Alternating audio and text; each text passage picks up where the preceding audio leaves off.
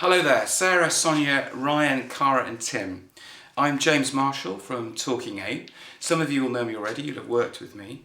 And I'm really looking forward to our preparation for Q3, Q4 16 workshop on Tuesday the 22nd of September.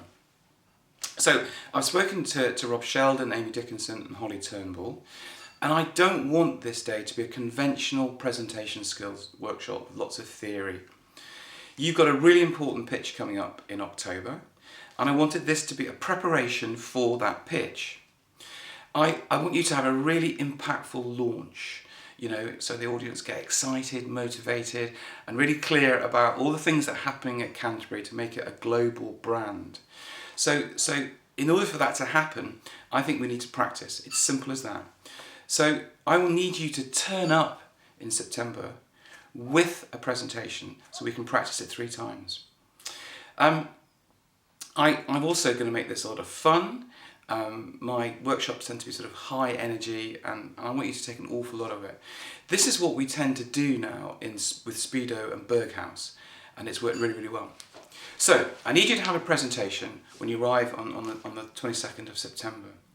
I've sent you some pre-work. There was a mistake in that pre-work, so I've just sent another one.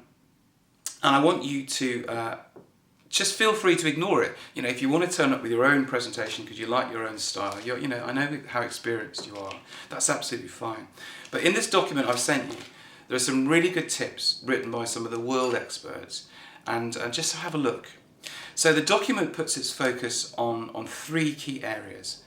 Firstly, preparing a backbone statement and getting war stories. Secondly, to give you structured tools. And thirdly, a little bit about a PowerPoint. So look at that. So some of you might be familiar with preparing a backbone statement. Essentially, it's really simple. You have to think about what it is you want from your presentation. What do you want the audience to take away? What do you want the audience to do when you've finished? I also want you to think why they should care. So that, what we call that is why they should care. What's in it for them. The why they should care, have a really good think. People tend to be, I'm sitting in the audience listening to you. Why should I care? Is it going to make money?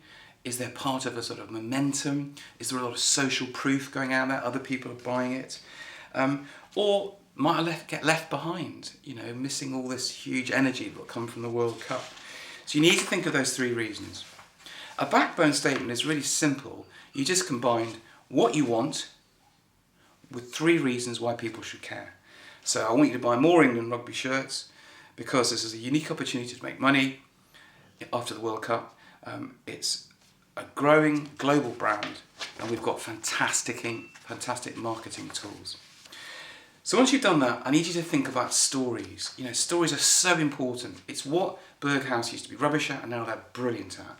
It's about great stories about athletes using the kit, retailers buying more and more, what consumers are doing, what your online is picking up, the kind of things that they're getting excited about Canterbury. Previous successes, customer feedback, just stories that ignite people's emotions, and emotions tend to drive action. So I've got 3 structure tools here. The first one is this one here, backbone statement and 3 reasons why people should care.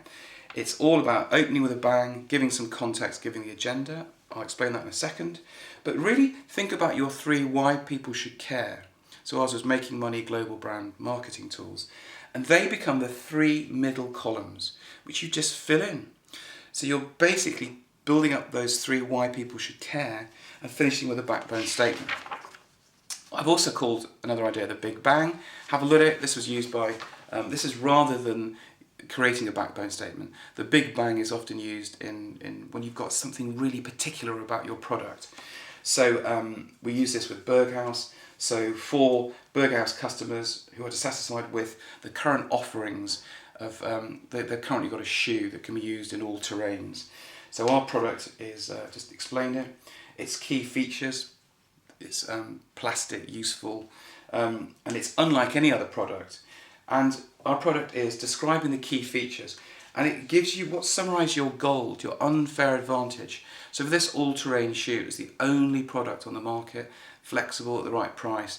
What is the thing about your your product that's unique. So that's an opportunity to use that. The why now frame that you'll see in the structure tool is just very straightforward. Is you know, why are you talking now? What's the context for this presentation? What's changed economically, socially, technologically? Give people a kind of, this is the story so far before you launch into talking about it. There's lots of tools there about opening, and then lots of other structure tools. So you can see the structure tool is repeated, but on structure 2, it's asking you to say, you know, what you need to understand, what you need to feel, what you need to do, rather than the 3, why you should care. The second one there is what we offer, why we're different, the benefits to you. So it's just a different way of positioning it. And there's a thing called, there's another thing there called Monroe's Motivated Sequence, which is just a very old tool, really useful. Have a look at that, it might be useful. And then the last one I said I'd talk about is PowerPoint. And that's really just about making sure you don't have too many slides. The golden rule about PowerPoint is the PowerPoint for you? In other words, to know where you are in the presentation. Is it for the audience? If it's for the audience, keep them short and sweet, photographs, pithy. Do not have lots of text in there. The evidence for that is overwhelming now. It doesn't work. People get confused if you're reading from a slide and you're talking. The mind crashes. All right, so I hope everything is clear. Holly will include my email and my telephone number. If you're confused by anything, give me a call or email me. I'm really looking forward to working with you. And I want people to talk about this pitch as being the best in Pentland. See you on September the 22nd.